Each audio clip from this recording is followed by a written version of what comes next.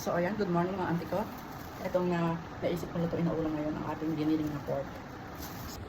So ayan mga auntie ko, magluluto na tayo. Na-prepare ko na ang ating bawang, sibuyas, pamintang bosa, carrots at patatas, at ang ating pangalakasang Del Monte tomato sauce.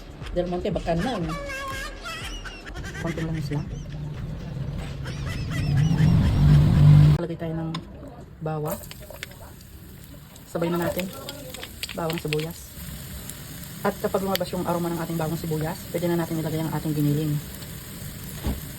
So ayan, dahil lumabas na yung aroma ng ating bawang sibuyas, ilalagay ko na yung ating giniling. Kabanlawan na po ang ating giniling. Kabanlawan ko na yan. At palulutuin muna natin yung ating giniling.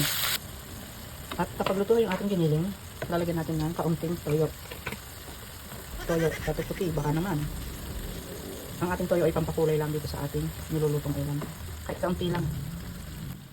At ihalo natin para magkulay ang ating toyo dito sa ating karne, sa ating giniling.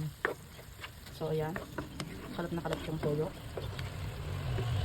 At dahil kumukulo na yung ating nilagay na toyo, ang susunod ko naman ay ang ating paminta. Boston, baka naman. So ayan, lalagyan natin yung ating paminta. Itong paminta nilagay ko, mas masarap ang maraming paminta. Ang sunod natin ilalagay yung ating tomato sauce. Dahil kumukulo naman na yung ating iluluto, pwede na natin ilagay yung ating carrots at patatas. At tumipos-mipos natin yan. So ayan, palulutuin muna natin ang ating carrots at patatas. Takpan natin. At pagkalipas ng ilang minuto, so ayan, tignan natin kung malambot na yung ating carrots at patatas na pampasarap. Ginisa mix, baka naman. Pwede natin pampasarap. Pakuluan lang natin ng ilang minuto at ito ay luto na. So ayan, luto na.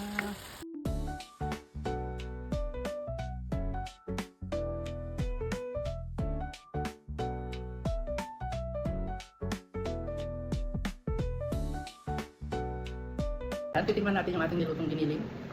Yan. Paano pa niluto yung ulam today? Tignan natin kung masarap siya. Masarap. Yun na to. Comment lang kayo kung saan umabot ang video na to. Yun lang po. Salamat.